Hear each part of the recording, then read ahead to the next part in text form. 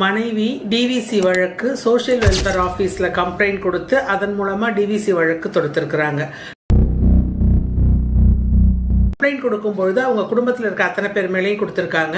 ஆனால் கோர்ட்டுக்கு வழக்கு வரும்பொழுது கணவன் மேலே மட்டும்தான் புகார் சொல்லி வந்திருக்கு.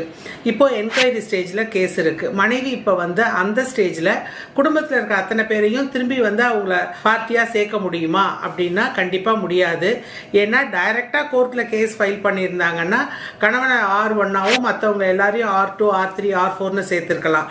இப்போ சோஷியல் வெல்ஃபேர் ஆஃபீஸில் கம்ப்ளைண்ட் கொடுக்கும்பொழுது அந்த ப்ரொடெக்ஷன் ஆஃபீஸர் கூப்பிட்டு விசாரிச்சு குடும்பத்தில் இருக்கவங்க அத்தனை பேர் மேலேயும் தப்பு இல்லை, கணவன் மட்டும்தான் குரூயல்டி பண்ணியிருக்காருங்கிறத புரிஞ்சுக்கிட்டு அவர் கணவரை மட்டும் பார்ட்டியா சேர்த்து அந்த வழக்கை நீதிமன்றத்துக்கு அனுப்பியிருக்காரு.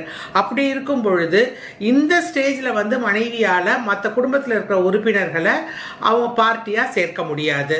Dear law students and padding advocates, நான் ரேணுகா திருவேங்கடம் வழக்கறிஞர். உங்களுக்கு இதில் ஏதாவது சந்தேகம் இருந்ததுன்னா நீங்கள் என்னை என் தொலைபேசியில் தொடர்பு கொண்டு கேளுங்கள். நான் உங்கள் சந்தேகங்களுக்கு பதில் சொல்கிறேன்.